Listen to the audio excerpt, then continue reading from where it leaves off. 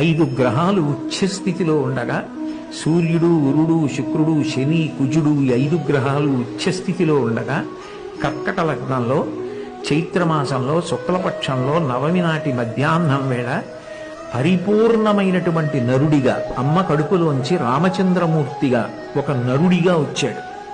16 గుణములు పరిపూర్ణంగా కలిగినటువంటి ఒక నరుడిగా ఈ భూమి మీద అవతరించి ధర్మానుష్ఠానం ఎంత గొప్పదో చెప్పడం కోసం ధర్మమూర్తిగా నిలబడి రాశీభూతమైనటువంటి ధర్మమే ఒక రూపాన్ని దాల్చి కాళ్ళు చేతులతో నడిచి విడితే ఎట్లా ఉంటుందో అటువంటి రూపంగా రామచంద్రమూర్తిగా ఆవిర్భవించి రావణ సంహారం చేశాడు.